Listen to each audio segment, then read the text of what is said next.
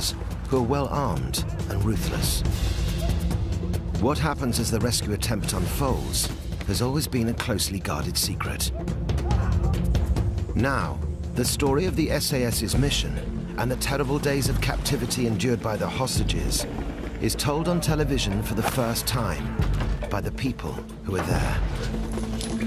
For one of the hostages, it is a story of survival in a living hell. I made up my mind that whatever pains these people might inflict, if I'm going to die, then I must accept it as a soldier. And that was what kept me alive. Terrible, really.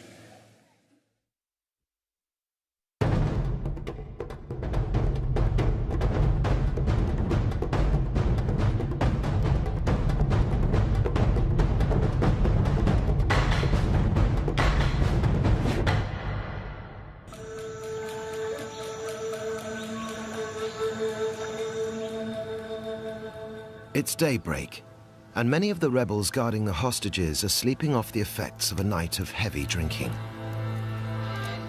They've emptied crates of beer that have been supplied by British negotiators to make them a little less battle-ready. But these will be no pushovers for the SAS. The gang is armed with everything from AK-47s to anti-aircraft artillery. And many are hardened ex-soldiers, conditioned by countless atrocities against men, women, and children.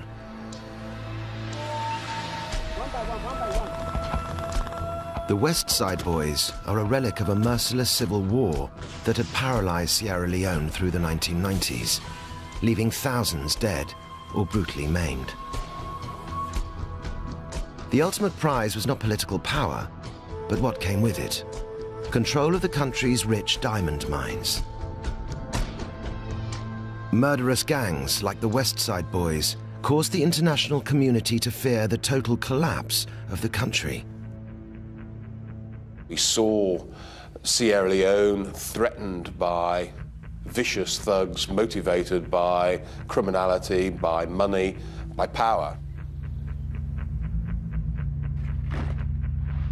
In late August 2000, British Defence Secretary Jeff Hoon was faced with making the high-risk decision to send in troops to attack the West Side Boys and free their British captives. The Chief of the Defence Staff briefed me about the operation. He could not rule out British deaths, and it was a difficult judgment in the light of that advice as to whether or not we should go ahead.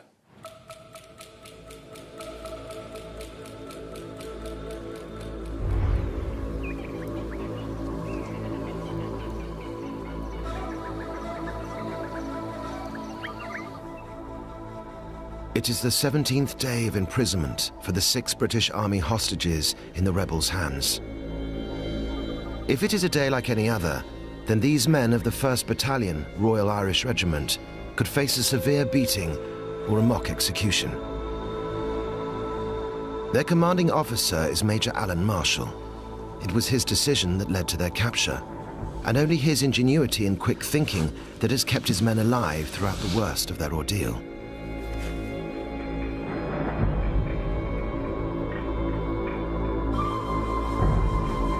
But nothing that's happened to the British compares to the savagery unleashed against Lieutenant Musa Bangura, a military liaison officer attached to Marshall's patrol. He has routinely been beaten and hacked to unconsciousness. His terrible injuries left to fester in the worst of conditions. On the morning of the SAS rescue attempt, Musa Bangura is close to death. Operation Barras takes flight in 10 minutes. One of the first to be dropped into the West Side Boys' stronghold will be Bombardier Brad Tinian. This is his first combat mission for the SAS. But even for the most experienced commandos, the attack will be a leap into unfamiliar territory. The SAS is famed for its use of stealth, attacking with the element of surprise. But Operation Barras will be a full frontal assault, jumping from large, noisy helicopters that are easy to shoot down into the heart of a camp that is heavily defended.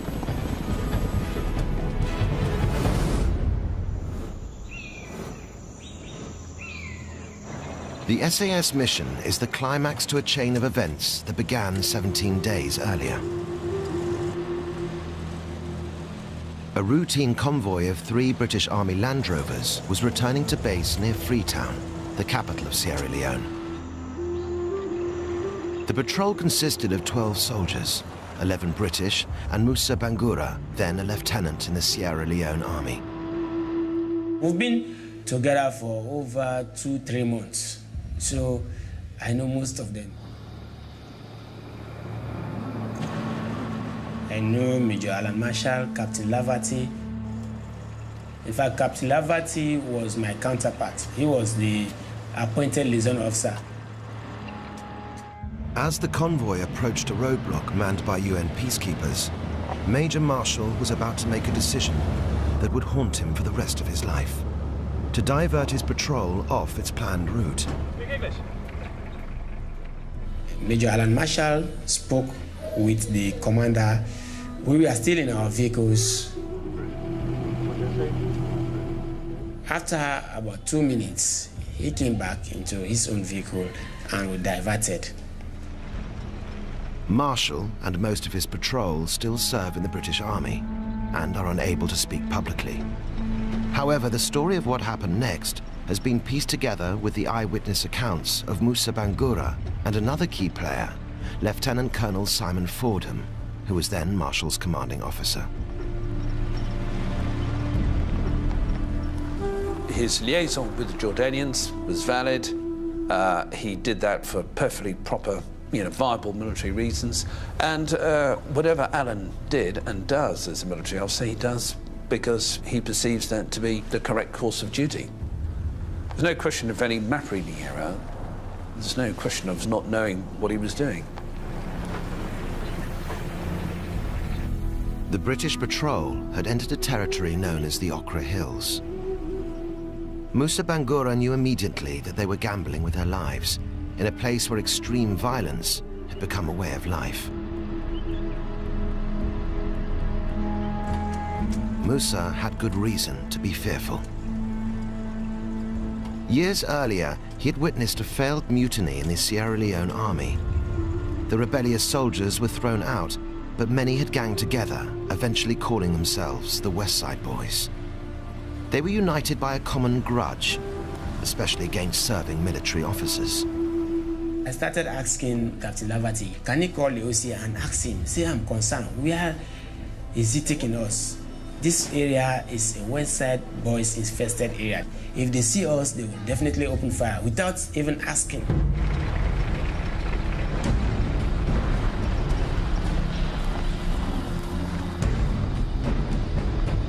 He never called, really. That was the unfortunate thing. Except when we are almost in trouble. That was the time he wanted to call the OC, but by then it was too late.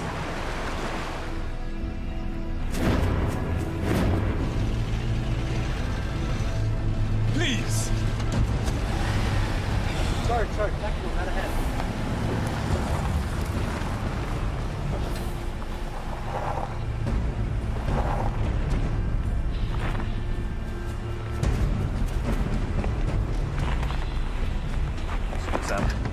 Hold on! Maybe just a roadblock.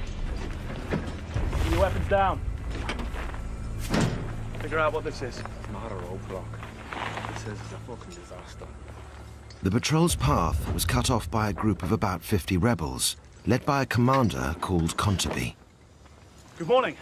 Welcome. What's your mission? British Army. Here to invite your men to attend retraining. Wait a minute. Even by the horrific standards of the West Side Boys, Contaby was violent and unpredictable. Okay. You come without permission. No. We're here to make you an offer. To offer your men the chance to retrain We're here to take my men away. No. This is a humanitarian mission. We need to report on the well-being of the villagers here. We are very well, thank you. And who the fuck are you? My name is Major Marshall. We've been on patrol up to the Jordanian UN post in Masiaka. Why not stay on the highway? All this West Side territory. We have a responsibility. It's your responsibility to do as you're told. You shoot, you all die! Corporal!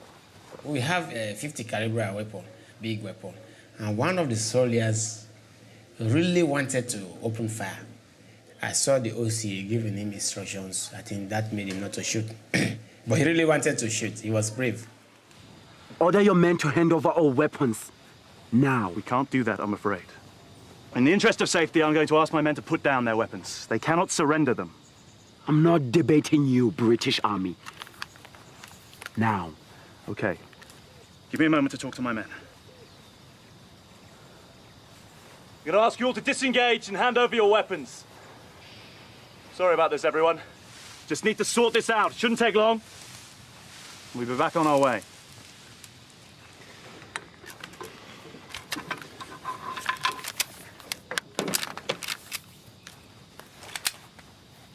Here.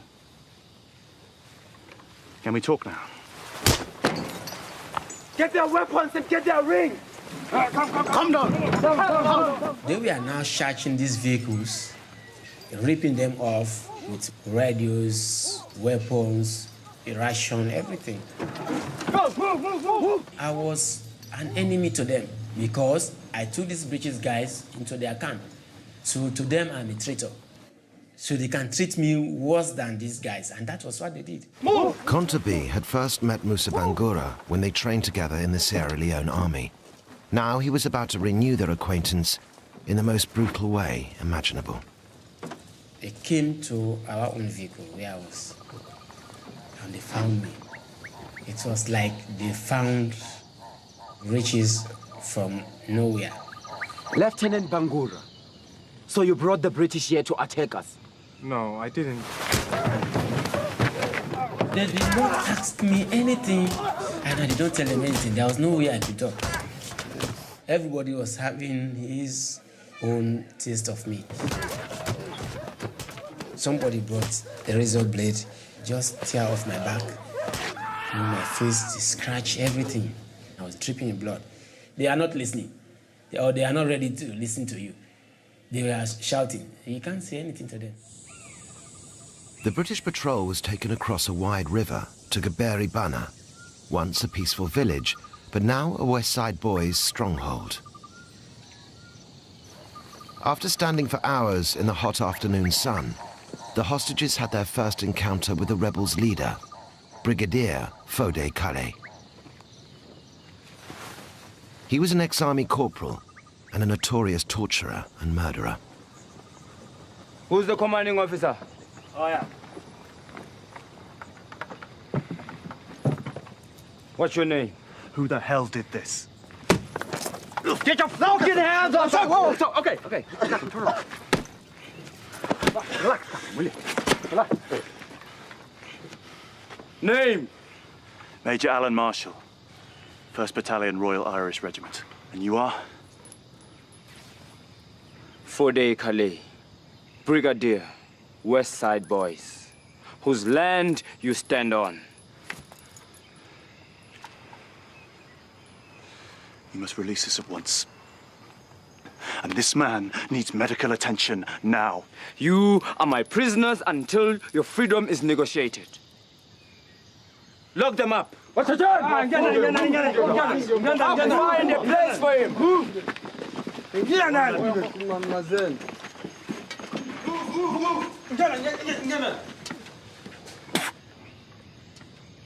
Lieutenant Musa Bangura.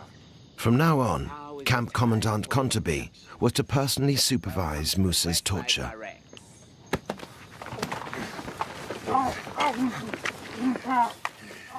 He said he's going to introduce me to the camp. They tied me up, my hands behind my back with my feet, and they dragged me out.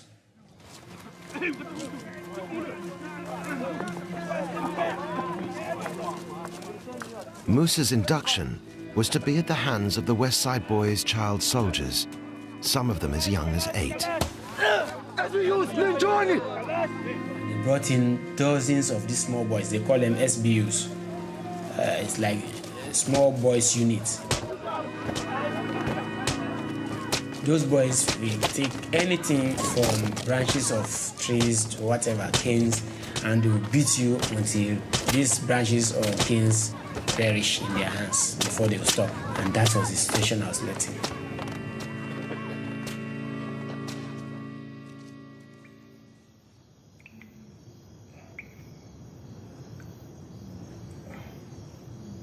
Musa regained consciousness in a so-called dungeon. In reality, one of the camp's latrine pits. I was kept there for the rest of my stay in the West Side Boys. For me, the dungeon is my own accommodation, it's my room, my everything.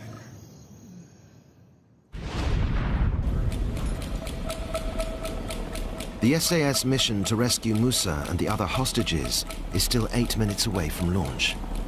But members of a small reconnaissance team are already embedded at the very edge of the West Side Boys camp. In deep camouflage, they've been here undetected for 5 days and nights. They've eaten, slept, and worked while barely moving and under constant assault from jungle insects and the soaking tropical heat. Just great. Sierra Green Alpha, all quiet. Everybody's sleeping off the effects of the hooch. Roger that. Same here. Sierra Green Beta. All clear around the target? Over. The SAS observers have witnessed firsthand some of the abuse endured by the hostages, but have had to remain hidden, unable to intervene. But right now, the SAS rescuers are preparing to board their Chinooks for the short journey to the West Side Boys camp. One way or another, the hostages' ordeal will end within the coming hour.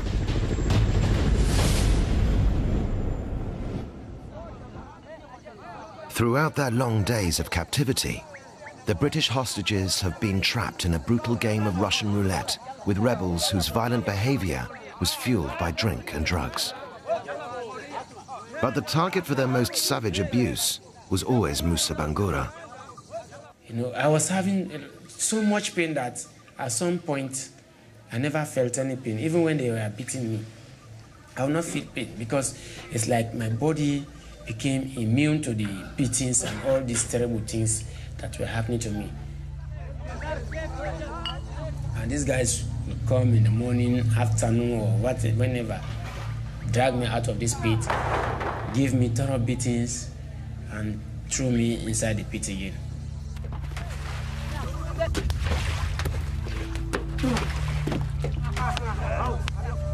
As usual, Camp Commandant Kontabi was on hand to oversee Musa's humiliation.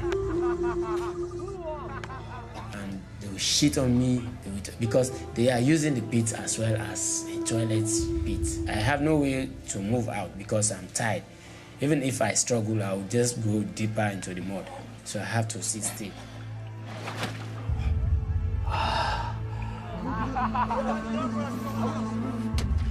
After they've shit, some of them will come, oh look, you all dirty, let's come and clean him.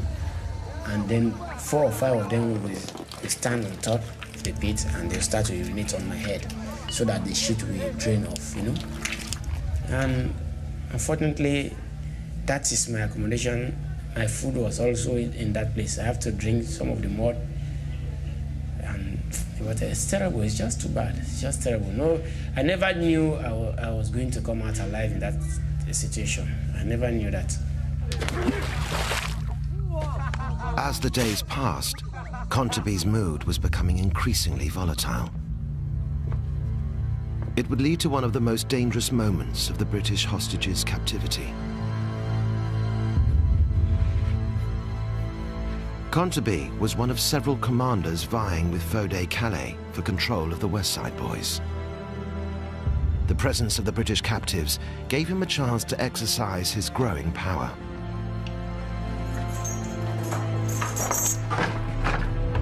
Out! Out! It's okay, okay. Let's do the fresh air. Now, move.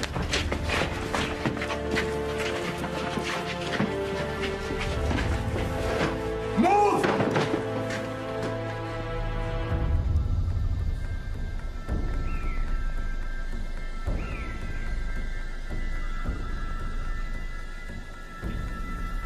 Good morning, Brigadier.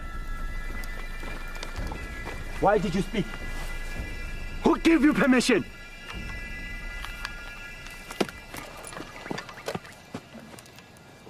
When you see me, you bow and say good morning, Commandant.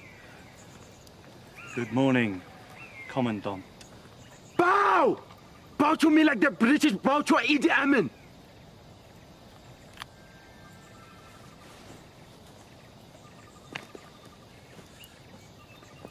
You?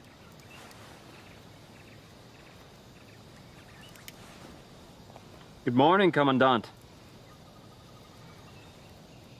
These people were fueled with drink and drugs, and also fueled with the adrenaline and the agitation of the situation that they'd got.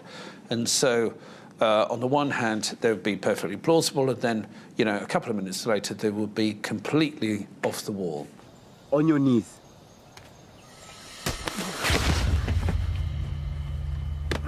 Major Marshall really had to be careful not to get frustrated with this or lose a temper or react, because the only reaction would have been that the West Sider would have picked up his weapon and opened fire. And put your hand on your head!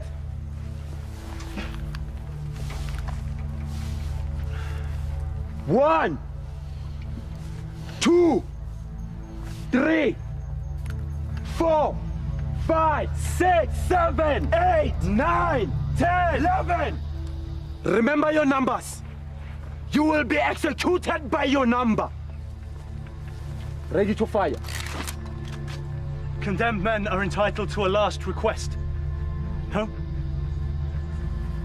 And what will that be, Major? A drink, Commandant. We'd all like a drink.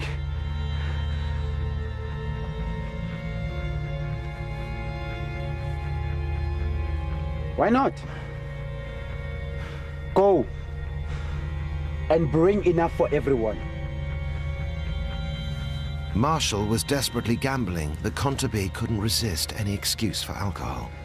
Marshall will probably remain pretty tight-lipped about what happened during that time. Almost every day he came across this kind of situation, and it reinforces this aspect that his approach was to resolve the situation successfully.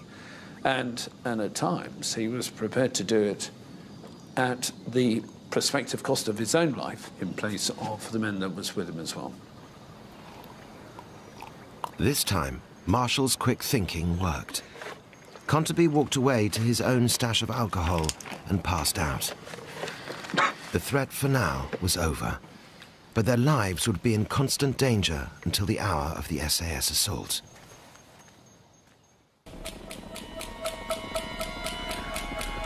British helicopters have just taken off for a 20-minute journey to the West Side Boys' camp at Gaberi Bana.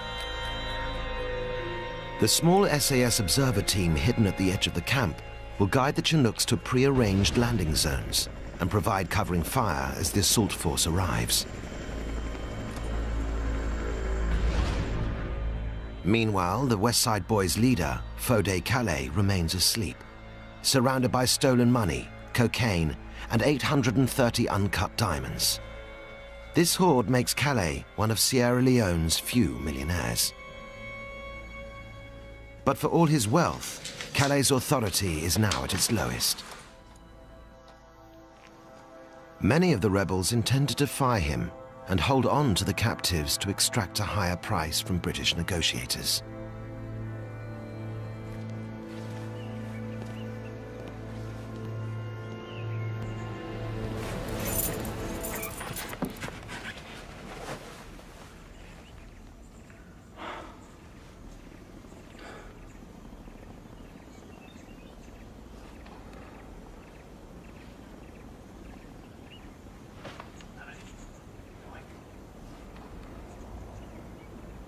No.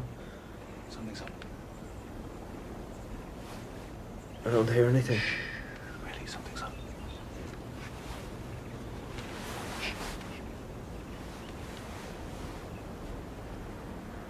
Listen.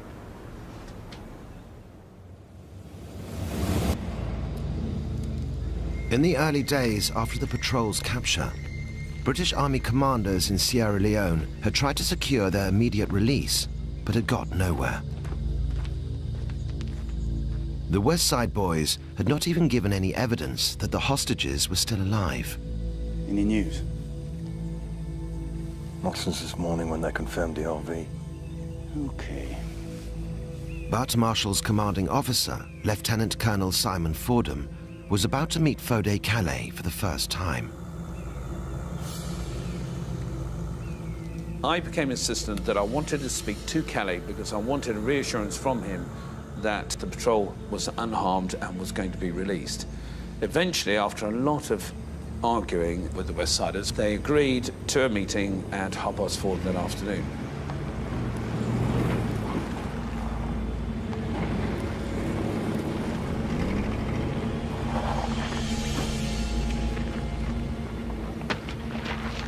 The key tenet for me on that second day was that we wanted proof of life, and that from every meeting from then on we would demand this, and we would demand an assurance that the patrol was not being harmed in any way and they were to be treated properly.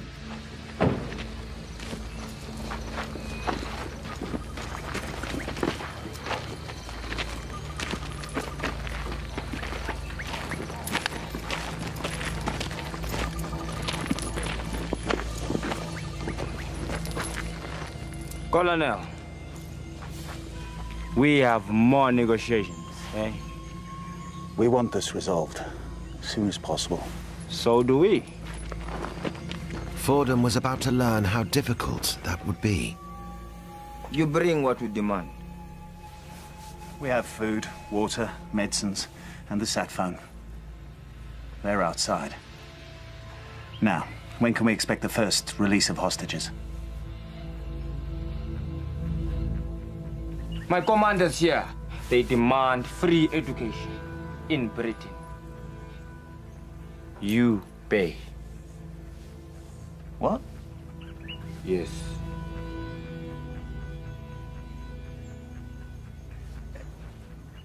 Any idea what it is you'd like to study? You pass on our demand. I'll alert the University of London. I was particularly concerned about was that the patrol was going to be shot and killed out of hand. And it would either be as a deliberate act that Calais would do because he just couldn't handle the situation, or that the anarchy in this group will get out of control, especially at night, and an accident could happen or things could get out of control and the patrol would get hurt. So it was very important that we got the patrol and got these soldiers out of this situation as quickly as possible. Now, let me talk to Captain Laverty. I want to see how my men are being treated. They are soldiers, Colonel. They are treated as soldiers. It was quite clear to me that we were going to have to mount a rescue operation. We might get somewhere with the negotiations, and if we were, it would have to be quick. And that's really the premise upon which we then went on. Oi! You stay there! Stay there! Hello, Captain. Can you tell me how you all are? We're all being treated well, sir. Including Lieutenant Bangura. You tell everyone we're going to resolve this very soon. We're doing all we can. Will do, sir. Captain John Laverty only came 2 or 3 times, and on the second time we had an incident of gaining intelligence which was pretty profound at the time. He came forward under guard to me, we shook hands, and it was obvious that he had something in his hand. I took it away, put it in my pocket, and did it without everybody else was there, but no one else saw it. Remember, Colonel, never try to attack us, or your soldiers will die. And keep your helicopters away from us.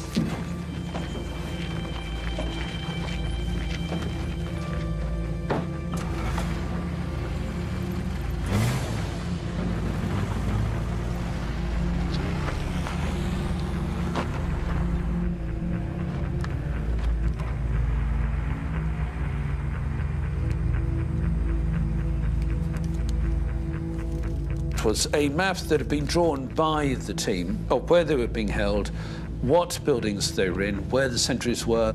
And that was invaluable information because satellite photography can give you where they were, but what you don't get from that is actually what is going on the ground.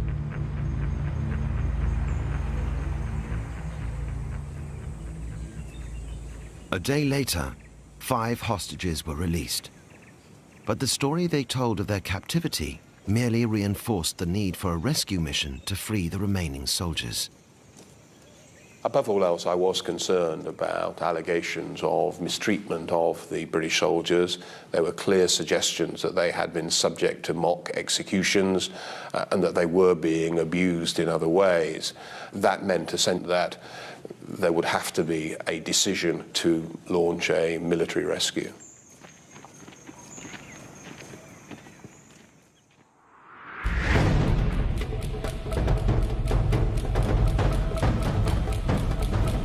That military rescue mission by the SAS Assault Force is now within visual range of its target. Brad Tinian will be in one of the 6-man rescue teams whose task it is to reach the hostages before the West Side Boys can kill them. Oi! About 6 minutes out. You ready? Think so? Gotta get in there. No different for the rest of us.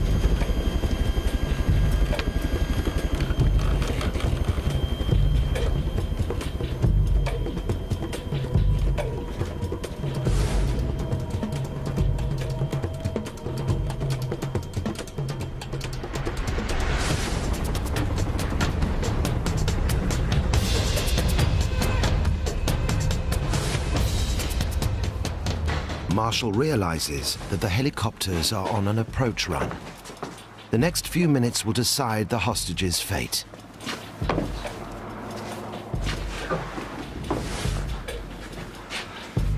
Listen up, lads. We need to be ready to move at a moment's notice. Whatever belongings you got left, pack them now. I have time later. All right, boys, you heard him. Okay, let's go.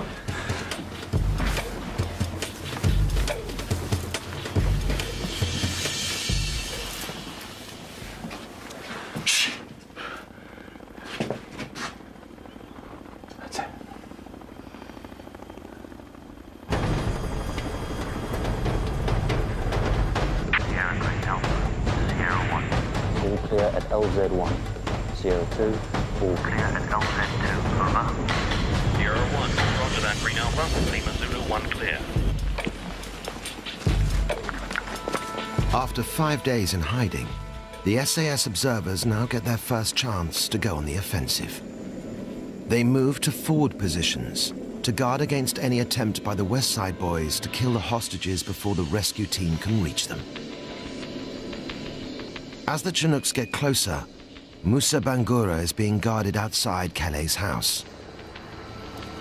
The sounds of the helicopters will gradually increase, until when they heard it, they all stopped talking and ran to Calais' house. Knock, knock, knock. They knocked on the door. We've had helicopters, it's like people want to attack us. And all of a sudden, Calais woke up, he ran outside, he tried to call his commanders. But by then it was too late.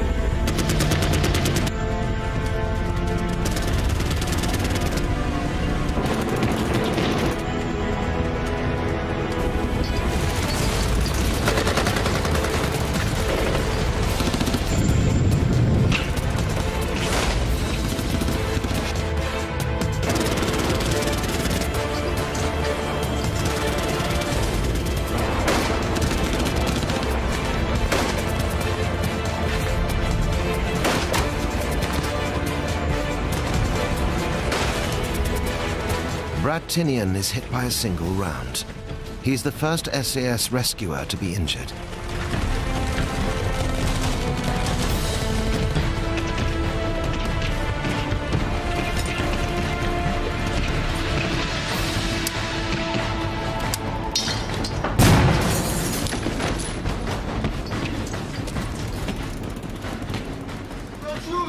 Fode Calais' reign of terror has just ended. He's one of the few rebels to give up without a fight.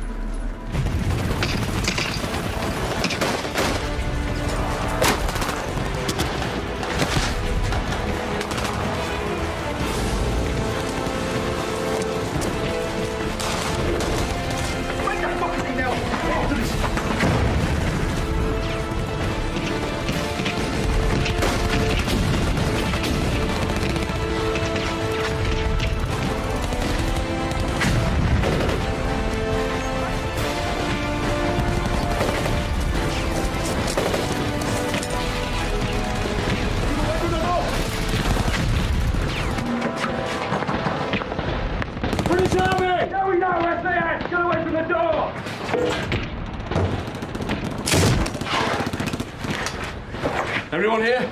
All 6 British, all except Lieutenant Musa of Sierra Leone. Where can I find him? You're back out on the veranda. You look left, it's a large white building. He's in there. Okay, everyone all right? Aye. Stay here until I get back.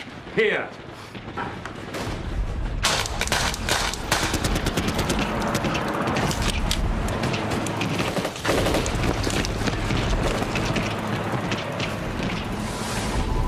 The end game is about to play out for Kontabi. He is recognized by the SAS commando who'd acted as a bodyguard during the earlier hostage negotiations.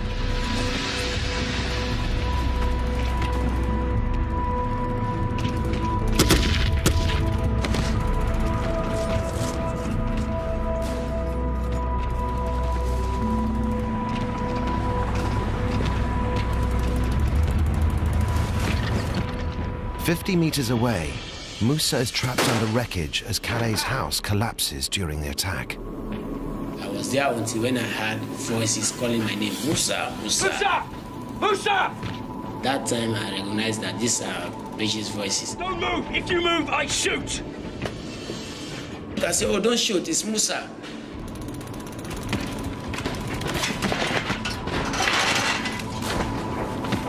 He had to carry me, I couldn't walk. I was very weak. I was smelly. I wonder how he coped with my smell. Because personally, I could smell myself. It was horrible. Musa encounters Kontabi for the last time. I was a bit happy because he's the type I would never want him to be in prison. He should not be alive. He was the first person that inflicted injuries on me, and he was the person that indoctrinated me, and that was too much for me, you know. Right, move them out. Let's go, let's go! Move it! Down, down, down! Right, keep up, stay tight. Anyone gets hit, you keep moving. We look after the wounded. Follow him. Move it, move it! Major! Weapon, now! Move it! Go, let's go! Let's move out, go!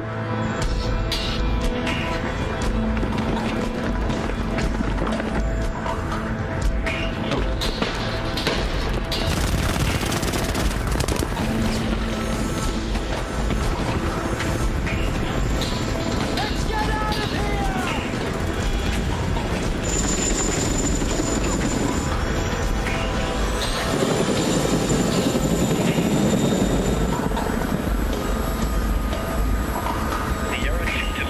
Hostages evacuated. Hostages evacuated.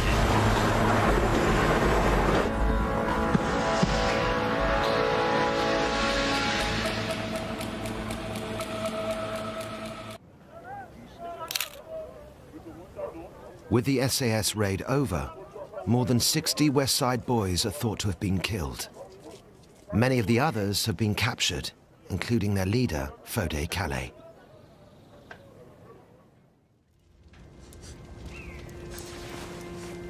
Remember me, you piece of shit. He will be moved to a prison in the capital, Freetown, but not before rings stolen from the British hostages are reclaimed.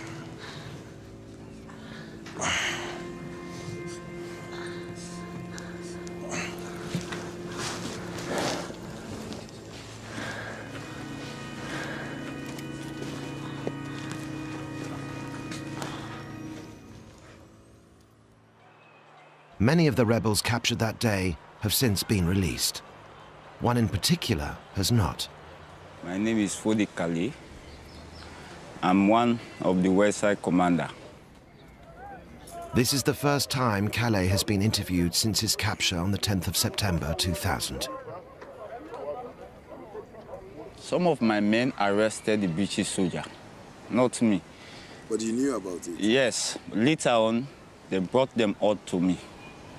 Then they will be to me for some time, then I will release about 6. And then the balance remain on the camp until they attack us. Calais is serving a 50-year prison sentence for his part in the hostage crisis.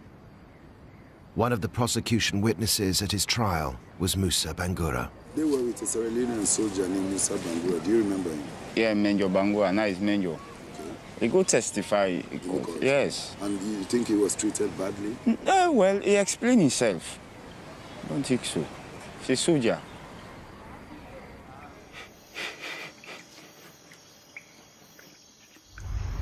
This is war. Without war, this will not be happening. So we allow say, let bygone be bygone. The war is over, and this will not happen again. Let us bygone be bygone. I've said it a long time, you see.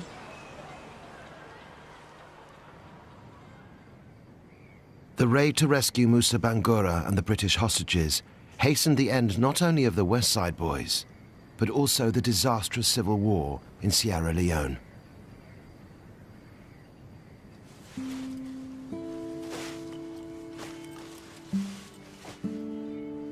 If we are not for Operation Barras, maybe we should have been in the same situation as we were 5 or 6 years ago. Because the West Side Boys have grown to so much strength that it's very difficult for any local force to defeat them. The country was in a dire state, and people were reeling from the internal strife. So here was actually a dramatic situation that had been resolved, and had been resolved successfully, and a lot of the people in Sierra Leone saw the positive nature of that. It was a blessing in disguise. I was, and I am still personally happy because directly or indirectly, I'm responsible for bringing peace to this country.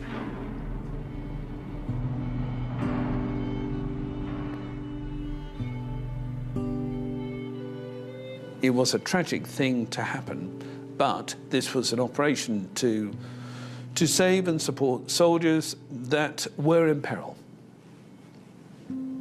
And, you know, it is an operation that will be remembered.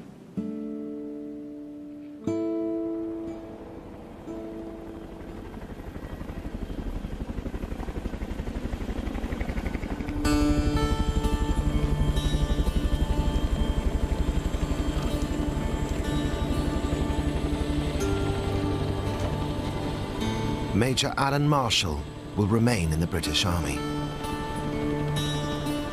Lieutenant Musa Bangura will recover from most of his wounds. He will be promoted to Major in the Sierra Leone Army. Brad Tinian will not survive his injuries.